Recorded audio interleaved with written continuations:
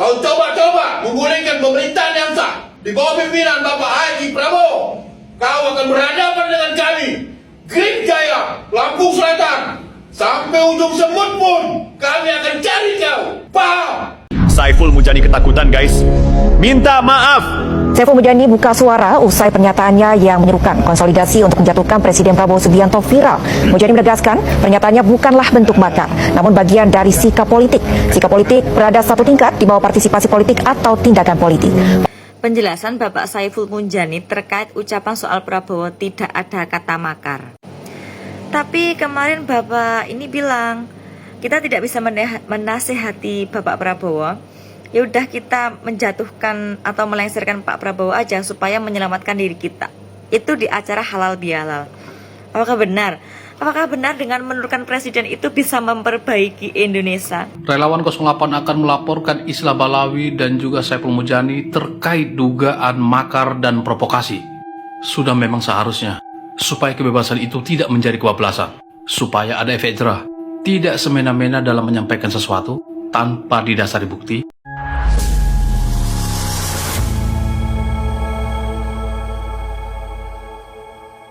Assalamualaikum warahmatullahi wabarakatuh, saudara-saudaraku sebangsa dan setanah air dimanapun kalian berada.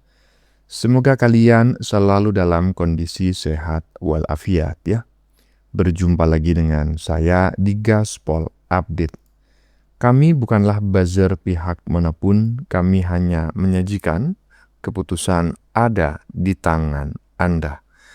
Teman-teman, ini ada video yang menurut saya cukup menarik ya, yakni tentang si gerombolan manusia sok berani ya, yang beberapa waktu lalu ya melakukan pertemuan dengan label halal bihalal. Tapi isinya menghasut rakyat agar turun ke jalan dan menggulingkan pemerintahan Prabowo. Ada. Dan persis ya dengan dugaan banyak netizen ya. Begitu digertak dan dilaporkan ke polisi, mereka pada mengkeret. Mereka pada lari cari selamat. Salah satu dari mereka yang sok paten kali ya kan, katanya akan menggulingkan pemerintahan Prabowo, justru mengaku bahwa pidatonya tersebut katanya tidak mengandung kata makar. Aduh. Dan konon saking kelojotannya ya, saking mencret-mencretnya, orang tersebut sampai meminta maaf juga di media sosial melalui akun dirinya secara pribadi. Sok paten kali kalian. Nah, ujung-ujungnya mencret-mencret juga di celana. Nah, bagaimanakah videonya dan bagaimanakah respon netizen? Mari kita tonton bersama. Kemudian mari kita komentari bersama di bagian akhir video. Ini dia. Woi, Saiful Mujani, jangan macam-macam kau. Kau coba-coba menggulingkan pemerintahan yang sah di bawah pimpinan Bapak Haji Prabowo. Kau akan berhadapan dengan kami, Green Jaya, Lampung Selatan. Sampai ujung semut pun kami akan cari kau. Paham? Green Jaya! Green Jaya! Green Jaya! Kalau takut, jangan ikut. Kalau ikut, jangan takut. Haji Hercules, Ketua DPD Haji Sudarno. Nah, kalau udah macam kayak gini gimana? Orang arogan itu juga harus dibalas dengan sama gitu ya.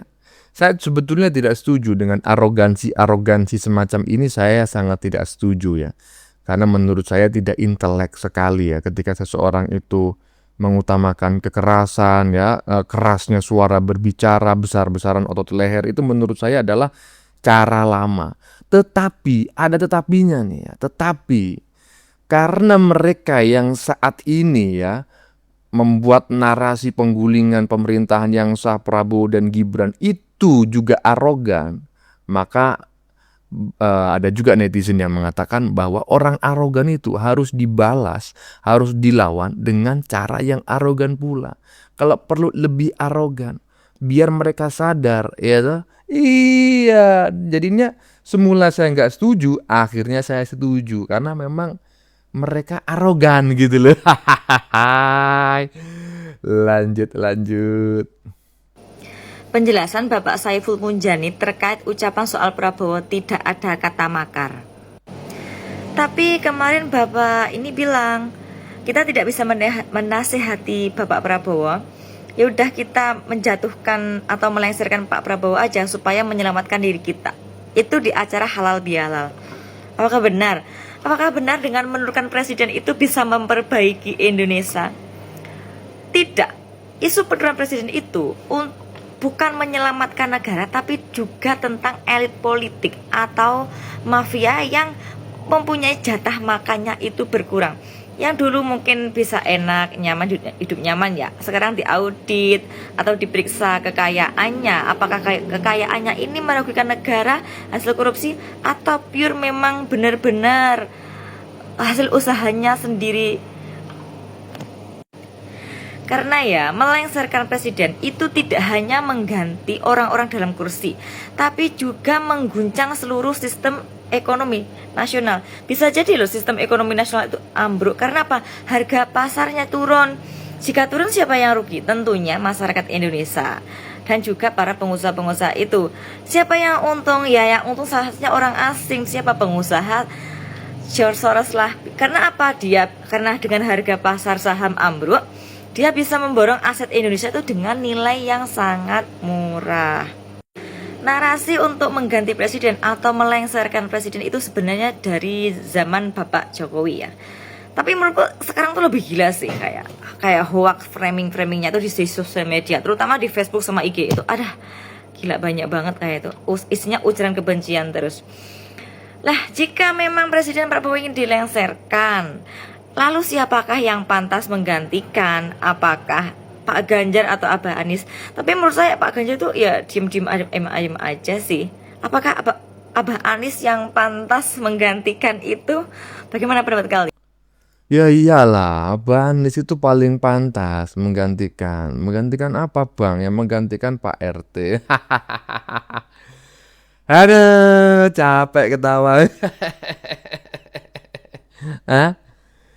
Jadi memang Abah Wan Ngibul itu ya, Abah Wan Nepal itu ya, Abah Sumur Resapan itu memang layak untuk menggantikan ya. Menggantikan Pak RT ya, maksimal Pak RW lah gitu loh. Cuma di sini yang menarik adalah si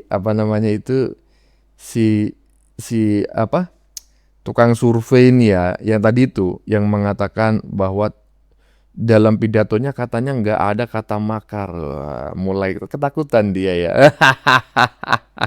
Coba cek celananya, jangan-jangan dia mencret-mencret itu. Jadi sok-sokan aja mereka itu ya kan. Lengsarkan Prabowo, nggak ada jalan lain untuk menasihati Prabowo, maka kita harus tumbangkan Prabowo. Sok-sokan aja mereka macam kayak gitu. Begitu ada yang melaporkan, begitu ada yang menggertak, mereka mengkeret kayak kerupuk kena air. Lanjut. Relawan 08 akan melaporkan Isla Balawi dan juga Saiful Munjani terkait dugaan makar dan provokasi. Sudah memang seharusnya, supaya kebebasan itu tidak menjadi kebablasan, supaya ada efek jerah, tidak semena-mena dalam menyampaikan sesuatu tanpa didasari bukti, apalagi ada indikasi untuk memprovokasi. Indonesia memang negara bebas, tapi ada batas. Negara demokrasi, tapi bukan untuk memprovokasi. Yang terdidik harusnya mendidik, yang mengerti harusnya menyadarkan. Jangan udah jadi orang yang terdidik, orang yang mengerti, bukannya menyadarkan malah menyesatkan, bukannya mengedukasi malah memprovokasi. Jangan lacurkan pikiran dan perkataanmu demi sesuatu. Salam. Ya, betul ya. Jadi relawan 98 harus melaporkan itu orang-orang yang ingin melengsarkan Prabowo dan Gibran secara inkonstitusional ya. Seperti yang disampaikan oleh Prabowo, kalau ingin melengsarkan presiden, gak apa-apa lengsarkan aja. Tetapi ambillah jalur-jalur yang dibenarkan secara konstitusi, gitu. Kalau enggak, misalnya mencaci, memaki, memfitnah, ya, menggiring opini dan lain sebagainya, nah layak dilaporkan. Cuma menurut saya jangan hanya 2 saja, karena selama ini kan cuma ada dua ya. Pertama bazarnya Kebo dan itu tadi tukang survei tadi itu yang dilaporin. Laporin juga itu ya pemain film Dirty Food yang tidak laku itu, kemudian si Kumis ya, purnawirawan si Kumis itu. Laporkan semuanya yang suka menebarkan apa namanya itu ya pokoknya narasi-narasi penggulingan presiden itu. Jadi jangan cuma dua aja, kalau perlu biar bersih bangsa dan negara ini ya. Lanjut. Saiful Mujani, Profesor Ilmu Politik. Anda marah kepada Presiden Prabowo, Anda kecewa kepada Presiden Prabowo, maka Anda menakut-nakutin Presiden Prabowo untuk dilengserkan atau dimakzulkan. Begitulah kira-kira yang ada di dalam persepsi publik ketika mendengarkan apa yang Bapak ucapkan. Sesungguhnya yang Bapak katakan adalah hal yang biasa dalam sebuah negara demokrasi. Karena setiap orang mempunyai persepsi yang berbeda terhadap sebuah isu. Ketika Anda mengucapkan bahwa Pak Prabowo harus dilengserkan karena ada sebuah kekecewaan lain yang abai dari perhatian publik. Padahal yang Anda ingin katakan bahwa Anda telah mencapai kepada sebuah titik yang paling rendah terhadap ketidakpercayaan Anda terhadap partai politik. Dan ujung-ujungnya ketidakpercayaan kepada partai politik itu adalah karena Anda sudah tidak percaya lagi pada ketua-ketua umum partai yang menempatkan anggota DPR telah menjadi bawahan-bawahan mereka. Karena pimpinan-pimpinan partai politik telah menjadi bagian dari sebuah kumpulan orang-orang yang menimbulkan rasa marah dan kecewa Anda menjadi bagian dari kekuasaan. Fungsi kontrol di DPR sudah tidak berjalan lagi, sehingga puncak kemarahan Anda terhadap partai politik Anda luapkan kepada Presiden Prabowo dan menakut-nakutin Presiden Prabowo untuk dilengserkan. Pertanyaan saya, apakah Pak Prabowo takut dengan pernyataan itu? Setelah Pak Prabowo takut, apakah Pak Prabowo itu mau berubah seperti apa yang diimajinasikan oleh seorang Profesor Mujani tentang seorang presiden?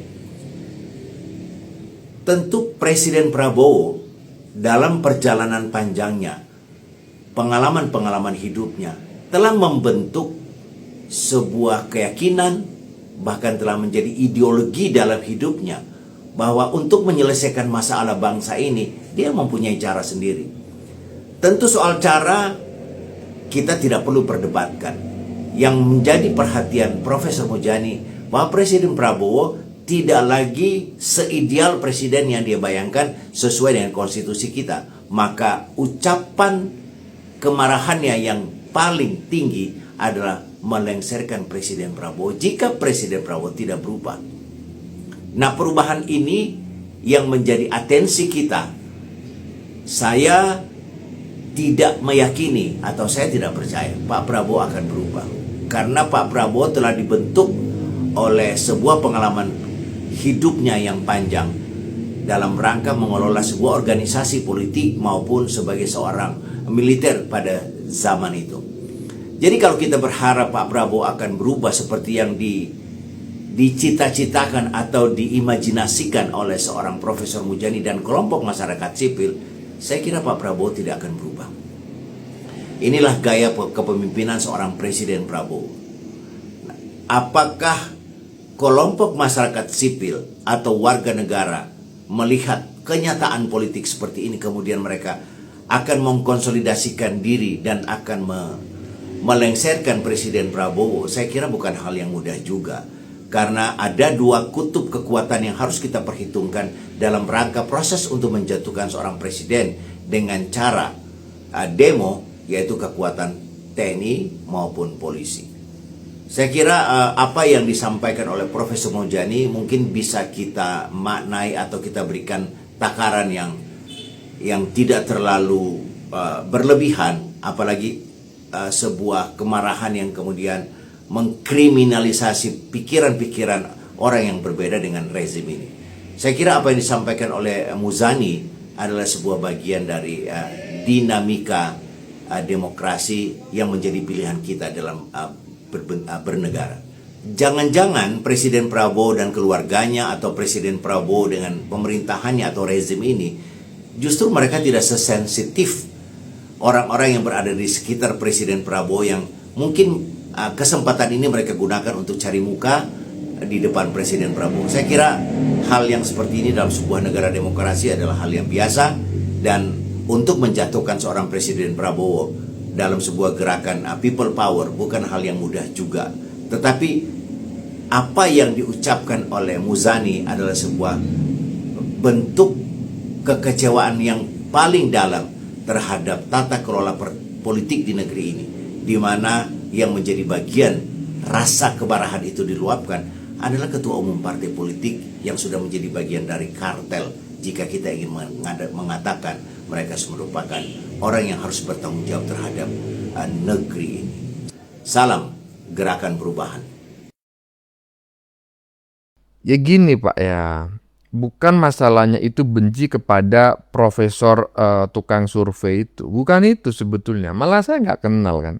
Saya juga tidak pernah mengetahui siapa dia selama ini, walaupun saya bertahun-tahun itu sebagai jurnalis, dan beberapa tahun terakhir saya setiap hari ya sering scroll TikTok, ya scroll media sosial. Saya nggak tahu dengan profesor yang satu itu, jadi saya nggak ada kebencian. Tapi masalahnya profesor itu menggiring opini, ya kan, terkait penggulingan presiden yang sah, ya toh. Menurut saya bukan hanya makarnya yang melanggar hukum. Niat makar itu sudah ada pasalnya, ya toh. Iya, jadi laporin itu biar nggak, kata orang Jawa, biar nggak tuman. Lanjut. Saiful Mujani ketakutan guys. Minta maaf. Saiful Mujani buka suara usai pernyataannya yang menyerukan konsolidasi untuk menjatuhkan Presiden Prabowo Subianto viral. Mujani menegaskan pernyataannya bukanlah bentuk makar, namun bagian dari sikap politik. Sikap politik berada satu tingkat di bawah partisipasi politik atau tindakan politik. Partisipasi politik adalah inti dari demokrasi, dan Mujani mengatakan tidak ada demokrasi tanpa partisipasi politik. Saiful Mujani memberikan klarifikasi atas video pernyataan dirinya disebut makar. Mujani menjelaskan rekaman memperluas dengan framing ngeri ini udah luar biasa provokasinya. Ini bisa disebut makar jaga NKRI dari Ulta Levenia di Instagram Levenia. Mujani menegaskan pernyataannya bukan makar, tapi political engagement, yakni sikap politik atau sikap yang dinyatakan tentang isu politik di hadapan orang banyak. Dalam acara itu terutama berkaitan dengan kinerja Presiden Prabowo. Sikap dan tindakan politik bagian dari hak setiap warga negara dan dijamin oleh konstitusi yang masuk dalam wilayah kebebasan berbicara, dan kalau sikap politik dalam bentuk pernyataan verbal dan berkumpul yang dilindungi konstitusi dianggap makar, berarti makar dijamin oleh UUD. Pastilah tidak, dan karena itu sikap politik bukanlah makar yang secara legal dilarang. Isu penggulingan direspon tegas Prabowo, Mahfud malah bela, ini bukan makar. Boom, politik Indonesia panas lagi. Kalau ada pemerintah yang dinilai tidak baik, ya gantilah pemerintah itu, ada mekanismenya, dengan baik, dengan damai, bisa melalui pemilihan umum, tidak ada masalah. Bisa juga melalui impeachment, tidak ada masalah. Tapi impeachment ya melalui saluran, ada salurannya. DPR, MK, MPR dilakukan, tidak masalah. Dalam sejarah kita telah terjadi beberapa pergantian. Bung Karno turun dengan damai, Pak Harto turun dengan damai, Gus Dur turun dengan damai, melalui proses, tidak melalui kekerasan. Jadi saudara-saudara, percayalah kepada sistem yang telah dibangun oleh pendiri-pendiri bangsa kita. Percayalah pada kekuatan kita sendiri. Percayalah kepada Indonesia. Prabowo ini sudah tidak bisa lagi diberi saran dan diturunkan melalui impeachment dan sebagainya gitu. Oleh sebab itu kita harus bekerja mencari cara lain di luar prosedur formal itu untuk menjatuhkan Prabowo, dan itu kan. Iya, itu pernyataan Saiful Mujani. Lalu ini yang menimbulkan reaksi. Ada yang bilang ini makar. Yang dimaksud menggulingkan pemerintah sehingga disebut makar itu adalah sebuah langkah yang meniadakan atau mengubah susunan pemerintah. Nah, orang berpidato itu kapan meniadakan dan kapan langkah-langkahnya? Apa yang diubah? Ini kan tidak ada, cuma menyatakan itu diturunkan saja Pak Prabowo itu di luar hal impeachment. Kalau semua orang boleh mengizinkan terjadinya tindakan konstitusional, ya negara kita lagi bayar ini, dunia lagi kacau, kita lagi memerlukan kesepahaman dan kesepakatan. Harusnya kita bicara dalam wadah konstitusional, dan dalam sistem konstitusi kita, presiden itu bukan satu-satunya. Ada cabang-cabang kekuasaan yang lain yang juga bisa ditagih sebagai bagian daripada tanggung jawab kolektif negara kepada masyarakat. Itu saya kira kawan-kawan itu sepakat itulah, apalagi kalau yang aktivis. Setengah mati loh kita membangun demokrasi kita kalau kita mengizinkan kekacauan kembali kan nanti repot. Apalagi kalau kita bicara Pak Prabowo, tidak ada niatnya yang tidak baik. Semua ini kan untuk masyarakat. Tapi kalau beliau bilang ada penghematan dan sebagainya, ya itu kita adjust lah. Kan memang faktanya juga ada banyak kebocoran dan keborosan di mana-mana. Membicarakan menjatuhkan presiden di forum terbuka dan mengajak orang itu adalah upaya makar yang serius karena dia mengajak, dan menurut saya itu dalam sisi demokrasi seperti ini. Pak Prabowo adalah presiden yang dipilih secara demokratis oleh rakyat Indonesia. Dia bisa tidak suka dengan Pak Prabowo, tapi untuk mengajak rakyat menjatuhkan itu tidak dalam sebuah alam demokrasi yang benar. Dan menurut saya dia harus diingatkan bahwa Pak Prabowo itu adalah presiden yang dipilih secara langsung, secara demokratis. Tapi Pak Saiful Mujani juga bilang cara-cara memberikan pendapat itu kayak sudah tidak mempan begitu untuk memberikan pendapat seperti apa? Apakah pendapat apa yang pernah dia sampaikan? Programnya pemerintah adalah program yang sangat pro rakyat. Ada MBG, ada kemudian Koperasi Desa Merah Putih, ada hilirisasi, bantuan sosial, pendidikan, semuanya di cover oleh negara. Apa yang mau dipertanyakan? Program apa yang mereka mau usulkan? BBM dalam situasi dunia semua menaikkan BBM, Pak Prabowo tidak menaikkan harga BBM. Apa yang mau mereka tanyakan? Cadangan pangan kita sangat kuat, energi kita sangat kuat. Terus apa yang mau dipermasalahkan oleh mereka? Nah, itu yang menjadi pertanyaan. Tanyakan kepada diri Saiful Mujani, pantaskah sebagai salah satu orang yang selama ini inisiator demokrasi ini kemudian membicarakan ajakan untuk menjatuhkan presiden? Saya masih banyak sekali kerjaan, saya belum lihat beliau bicara apa. Jadi kira-kira Mas Mujani kan juga menyebut program-programnya Pak Presiden ini apalagi Pak Presiden ngurusin hal besar, lagi fokus dengan hal yang lebih strategis dan ya gitu ya. Provokator-provokator yang mau nurunin Pak Prabowo. Emang kenapa sih Pak Prabowo mau diturunin itu karena apa? Apa karena di eranya Pak Prabowo koruptor-koruptor ditangkepin, mafia-mafia disikatin? Atau karena efisiensi yang dilakukan Pak Prabowo bikin oknum-oknum pejabat yang selama ini poya-poya pakai duit pajak kita ini udah nggak punya celah kah? Atau karena petani di eranya Pak Prabowo ini bisa beli pupuk subsidi dengan mudah dan murah kah? Atau karena ada puluhan juta anak Indonesia yang sekarang dapat MBG kah? Atau karena sekolah rakyat mungkin? Gara-gara sekolah rakyat nih, anak-anak dari keluarga miskin ekstrim sekarang bisa sekolah full gratis di asrama kah?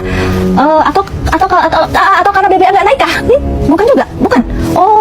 Apa karena capres yang didukung kalah, nggak punya jabatan, lapar, haus ya? Belum juga pemerintahan Prabowo Subianto genap 1 periode, tiba-tiba muncul narasi liar penggulingan. Dan bukan dari orang sembarangan, ini datang dari sosok senior, pengamat politik yang selama ini dianggap otak dingin, Saiful Mujani.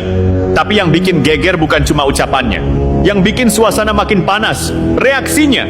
Yang tadinya bicara keras, sekarang klarifikasi. Yang tadinya seolah tegas, sekarang bilang dipotong.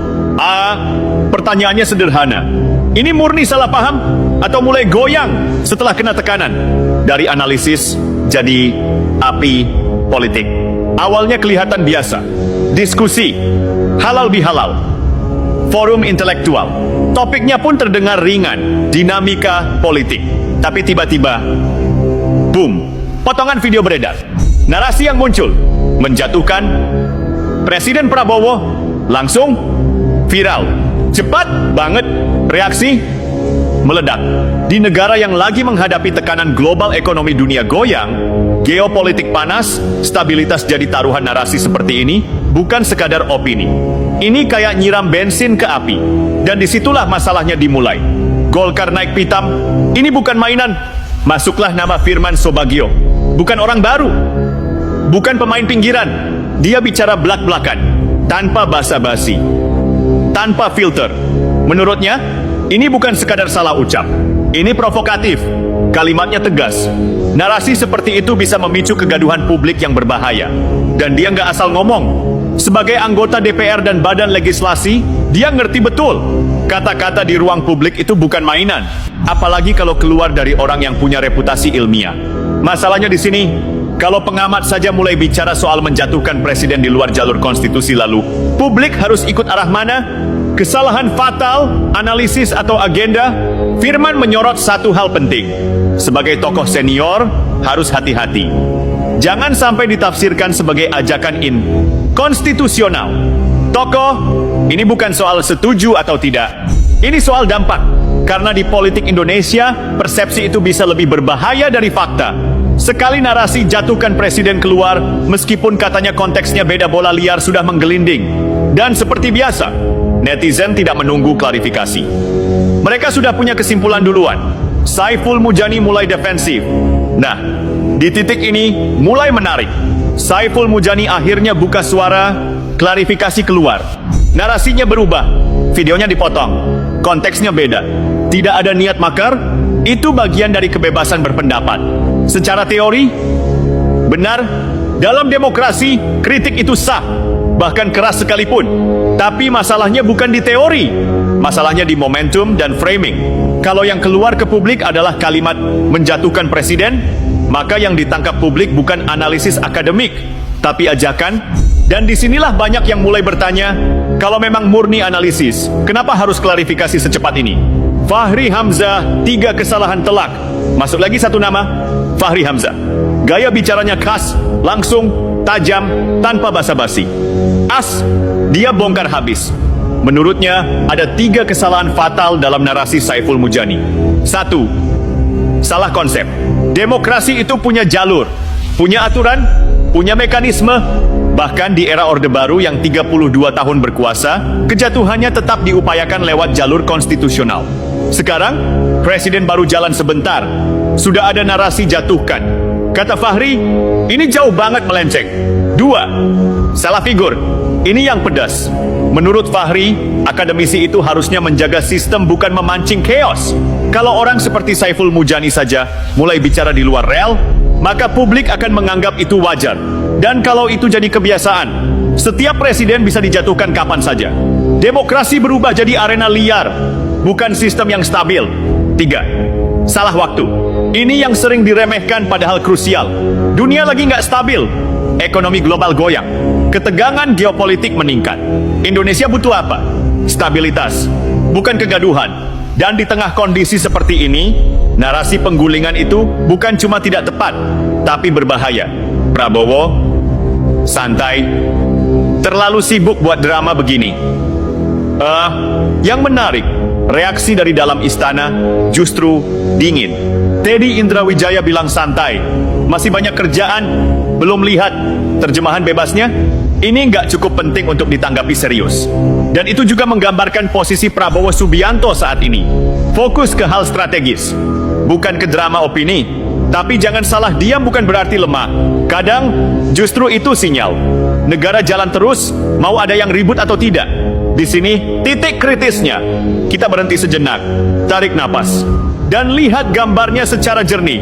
Ada pengamat bicara soal menjatuhkan presiden. Ada klarifikasi bahwa itu bukan makar.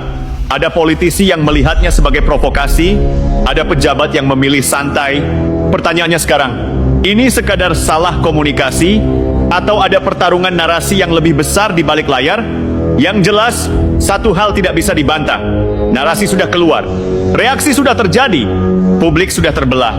Dan biasanya dalam politik Indonesia, kalau sudah mulai seperti ini baru pemanasan. Karena setelah ini, akan muncul babak berikutnya yang lebih panas. Masuknya Mahfud MD, yang justru bilang, ini bukan makar. Loh, kalau bukan makar, lalu ini apa? Dan kalau benar bukan makar, kenapa banyak yang panik? Di saat sebagian politisi sudah pasang kuda-kuda, narasi penggulingan presiden dianggap berbahaya, bahkan mendekati tindakan inkonstitusional. Tiba-tiba muncul satu suara yang bikin semua orang berhenti sejenak. Mahfud MD. Dan yang dia bilang, bukan setengah-setengah. Itu bukan makar. Boom. Satu kalimat ini langsung mengubah arah permainan. Coba kita tarik garisnya. Di satu sisi, Firman Subagio bilang ini provokatif. Fahri Hamzah bilang ini salah konsep, salah figur, salah timing. Di sisi lain, Mahfud MD justru bilang, kalau hanya pernyataan tanpa tindakan, itu bukan makar. Ini bukan sekadar beda pendapat. Ini benturan dua cara pandang besar. Politik versus hukum. Menurut Mahfud, masyarakat sering salah kaprah. Banyak yang mengira asal bicara soal menjatuhkan pemerintah igual makar. Padahal nggak sesederhana itu. Dalam penjelasannya, makar itu bukan sekadar omongan. Makar itu harus ada niat nyata, tindakan konkret, upaya mengganti atau menjatuhkan pemerintahan secara langsung. Artinya, kalau cuma pidato, diskusi, atau bahkan kritik keras, itu belum masuk kategori makar. Secara hukum, kalau pakai logika Mahfud MD, iya, aman. Karena yang dilakukan Saiful Mujani baru sebatas pernyataan. Belum ada gerakan, belum ada aksi, belum ada upaya nyata. Tapi, politik tidak pernah sesederhana hukum. Disinilah konflik mulai terasa makin dalam. Buat kalangan hukum, yang penting adalah unsur. Tapi buat politisi, yang dilihat adalah efeknya di lapangan. Dan efek dari narasi ini, gaduh, memicu perdebatan, memanaskan suasana, membuka ruang spekulasi liar. Jadi meskipun secara hukum aman, secara politik bisa jadi bumerang. Nah, ini bagian yang paling nendang. Bukannya fokus ke Saiful Mujani, Mahfud MD justru mengarahkan sorotan ke Prabowo Subianto. Pesannya jelas, kritik keras itu harus dijadikan bahan introspeksi. Ini bukan sekadar pembelaan. Ini kayak bilang, jangan cuma marah, lihat juga kenapa kritik itu muncul. Dan ini yang bikin situasi makin panas. Sekarang kita punya dua kubu besar, diisi oleh Firman Subagio, Fahri Hamzah. Narasinya, jangan main-main dengan isu penggulingan. Demokrasi harus dijaga lewat jalur konstitusi. Jangan bikin gaduh di tengah situasi global yang tidak stabil. Intinya, negara butuh tenang, bukan provokasi. Diwakili oleh Mahfud MD. Dan tentu saja Saiful Mujani, narasinya kritik, bahkan keras sekalipun. Itu sah. Tidak semua pernyataan bisa dikriminalisasi. Pemerintah harus siap dikritik. Intinya, demokrasi tanpa kritik. Mati. Dan seperti biasa, yang paling cepat bereaksi adalah publik. Di media sosial, ada yang bilang Saiful Mujani berani, ada yang bilang dia kebablasan, ada yang dukung Mahfud, ada yang anggap ini pembelaan berbahaya. Narasi berkembang liar. Dari kritik politik, jadi dugaan makar. Lalu berubah lagi jadi ujian demokrasi, yang sering luput disadari. Ini bukan lagi soal Saiful Mujani semata, ini soal batas kebebasan berpendapat, kekuatan narasi di era digital, dan bagaimana negara merespons kritik. Karena kalau salah langkah, terlalu keras dianggap otoriter, terlalu lunak dianggap lemah. Dan pemerintah harus berjalan di garis tipis itu. Secara politik, posisi Prabowo Subianto sekarang menarik. Di satu sisi, dia harus jaga stabilitas. Di sisi lain, dia tidak bisa terlihat anti kritik, apalagi dengan adanya suara seperti Mahfud. Kalau ditindak keras, bisa jadi bumerang. Kalau didiamkan, narasi bisa makin liar. Ini dilema klasik kekuasaan. Sekarang kita sampai di titik krusial, kalau ini bukan makar. Batasnya di mana? Kalau semua orang bebas bicara jatuhkan presiden, apakah itu sehat? Kalau kritik terus dianggap ancaman, apakah demokrasi masih hidup? Tidak ada jawaban sederhana. Dan justru disitulah panasnya. Yang jelas, apa yang dimulai dari satu potongan video, sekarang sudah berubah jadi pertarungan besar antara hukum, politik, dan persepsi publik. Dan ini belum selesai. Karena di balik semua ini, ada satu hal yang belum dibongkar. Apakah ini murni dinamika demokrasi? Atau ada kepentingan politik yang sedang bermain diam-diam? Kalau kamu pikir ini cuma soal salah ucap, salah potong video, atau salah tafsir, maaf, kamu terlalu polos. Karena dalam politik, apalagi di level nasional, tidak ada yang benar-benar kebetulan. Dan sekarang pertanyaannya bukan lagi apa yang dikatakan Saiful Mujani, tapi siapa yang diuntungkan dari semua kegaduhan ini. Coba kita lihat timingnya. Dunia lagi panas geopolitik, ekonomi, energi. Pemerintahan Prabowo Subianto masih fase awal. Konsolidasi kekuasaan belum sepenuhnya solid. Oposisi mulai cari celah. Lalu tiba-tiba muncul narasi menjatuhkan presiden. Nah, serius? Ini muncul begitu saja? Atau memang ada yang sedang meniup api kecil supaya jadi besar? Kita mulai dari kemungkinan paling sederhana. Saiful Mujani mungkin memang hanya berbicara dalam konteks akademik, menggunakan istilah politik secara teoritis, tidak menyangka akan dipotong dan diviralkan. Dan ketika viral, dia kaget. Lalu klarifikasi, kalau ini benar, maka ini adalah blunder komunikasi klasik. Orang pintar bicara terlalu tinggi, publik menangkap terlalu sederhana. Hasilnya, chaos. Masalahnya, ada beberapa hal yang bikin banyak orang mengernyit. Kalimatnya terlalu langsung, bukan sekadar analisis tapi terdengar seperti ajakan. Momentum publikasi. Video muncul di saat situasi sensitif. Reaksi berantai yang cepat. Dari politisi, media, sampai publik semuanya langsung panas. Ini bukan pola viral biasa. Ini seperti sesuatu yang memang siap meledak. Sekarang kita masuk ke kemungkinan kedua. Bagaimana kalau narasi ini bukan murni milik Saiful Mujani, tapi diperbesar oleh pihak lain? Dalam politik modern, ada yang namanya framing, amplifikasi, agenda setting. Artinya, satu kalimat bisa diangkat, dipotong, dibentuk ulang, lalu didorong agar terlihat lebih besar dari aslinya. Dan di era media sosial, itu bukan hal sulit. Ini pertanyaan paling penting. Mari kita bedah satu persatu. Satu, kelompok yang ingin melemahkan pemerintah. Kalau narasi jatuhkan presiden terus bergulir, kepercayaan publik bisa terganggu, stabilitas politik goyah, persepsi kepemimpinan jadi dipertanyakan, dan itu membuka ruang bagi pihak yang ingin mengganggu konsolidasi kekuasaan. Dua, kelompok dalam kekuasaan itu sendiri. Ini yang jarang dibahas, tapi nyata.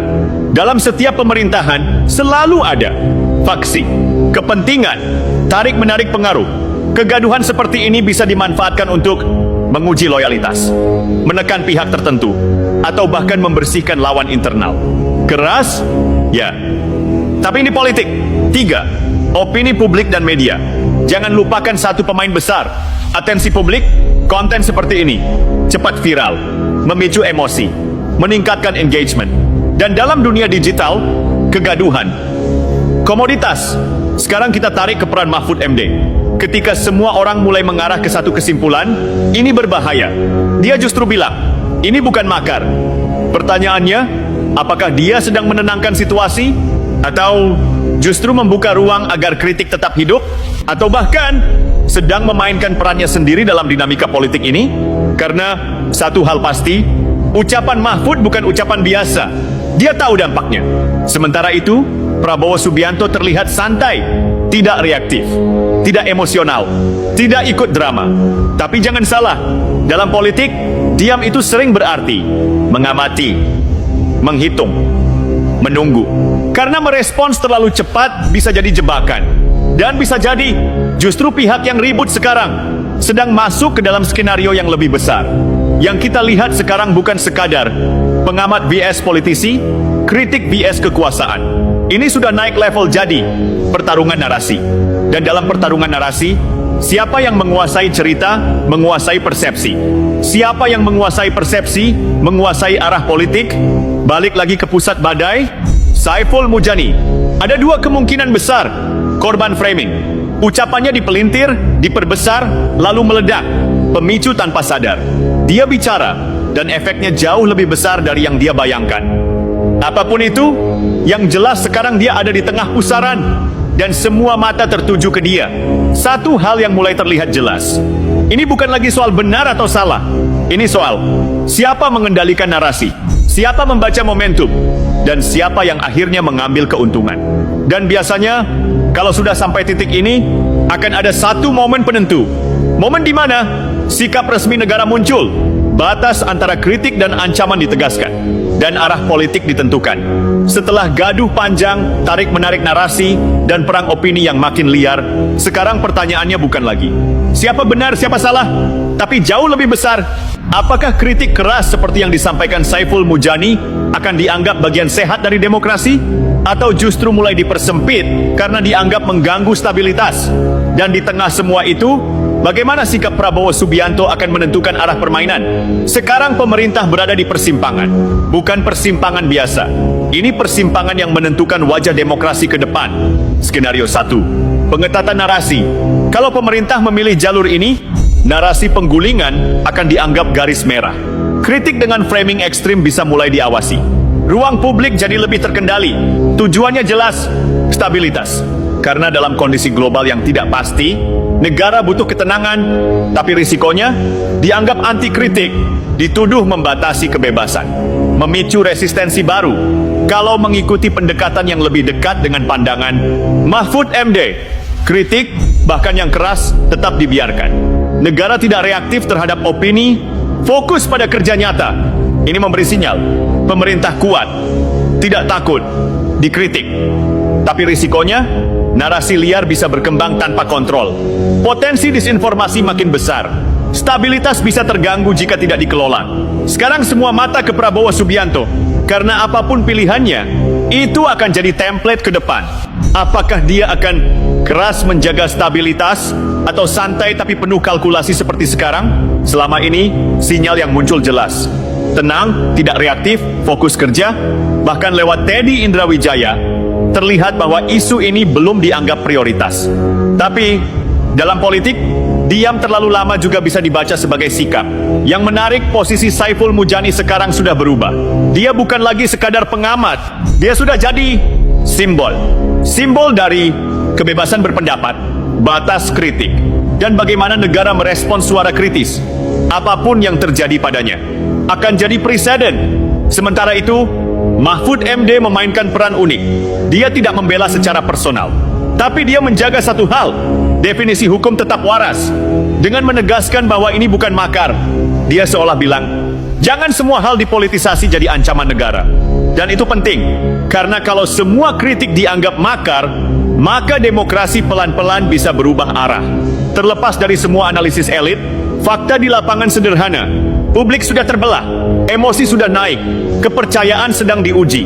Dan dalam kondisi seperti ini, yang paling berbahaya bukan pernyataan awal, tapi efek lanjutan yang tidak terkendali.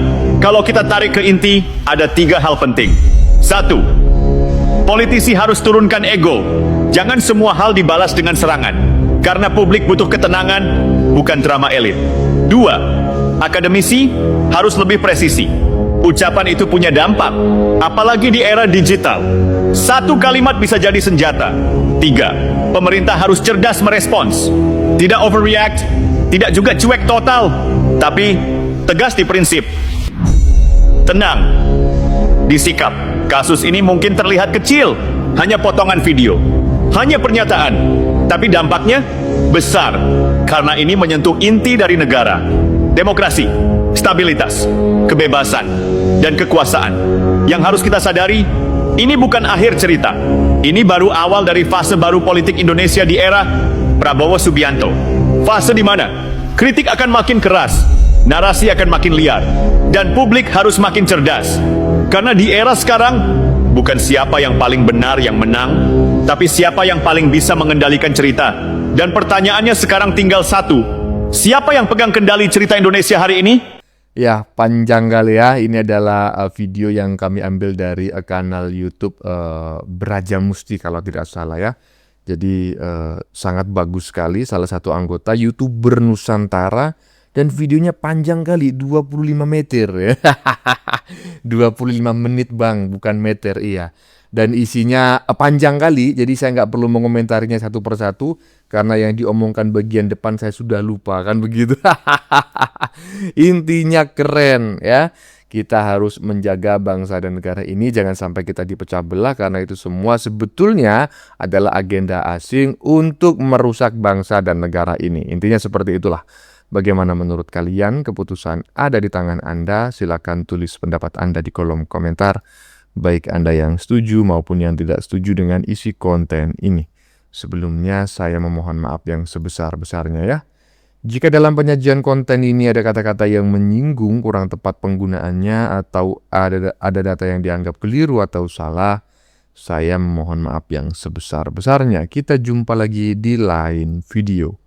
Salam NKRI.